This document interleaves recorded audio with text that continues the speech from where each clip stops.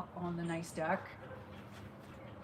I'm not technically grounding. Grounding is also another thing you can do. I think I made a video about that where you put your feet on the ground and it changes the ions, is it, in your body? Because we're electrical creatures.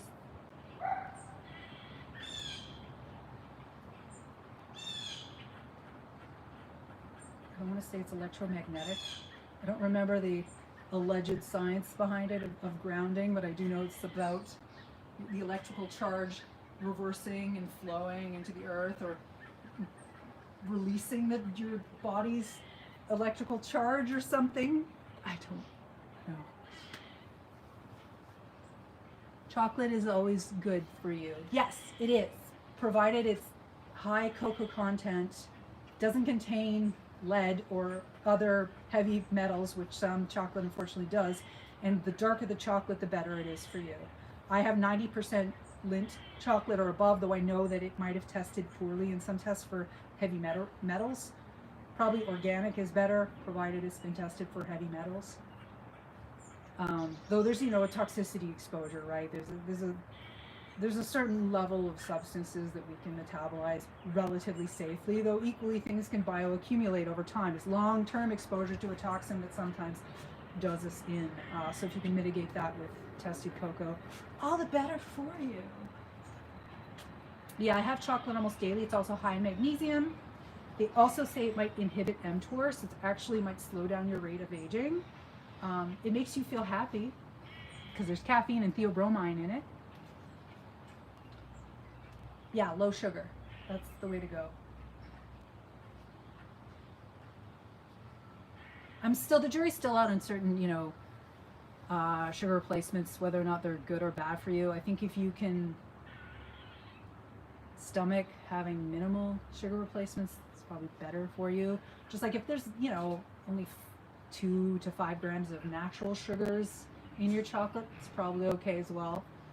And the higher the percentage of cocoa, especially in the Lindt bars, the lower the sugar content and the higher the fiber, and fiber always mitigates the carbohydrate load of any food that you eat.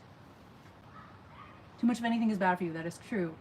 We evolved as omnivores, so a little bit of everything is best. I agree, except for refined sugar. It is just not that good for you.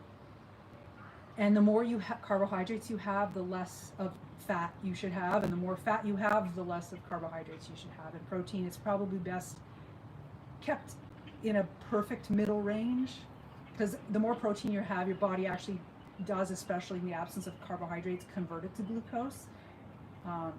But the older you get, generally they're theorizing the more protein you need to take or intake.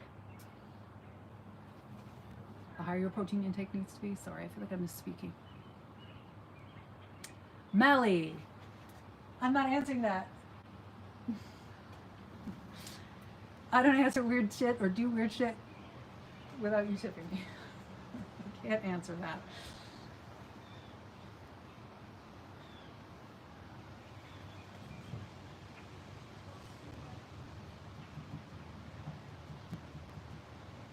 I feel like less people go live on YouTube than they used to, because there's so many other platforms now where you can go live. I'm on the seafood diet. I seafood and I eat it.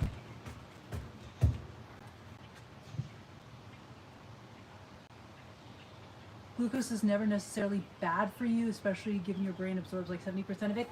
Yes, but glucose metabolism in the brain is impaired during, they now have theorized, both mental illness or neurologic dysfunction or dementia. And the older you get, the better your brain runs on ketones. So there's actually a very minimal amount of glucose that the brain needs to survive, and it functions actually more efficiently on ketones. That's why you get this like high when you're in ketosis or on a very low carb diet. So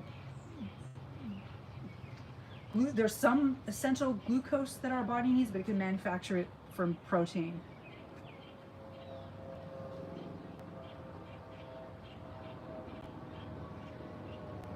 Everyone should read John Goodkin. I will take note of that. What I'm doing is not netting me more channel members, $5 a month, or tips, 0, which we're currently at 0.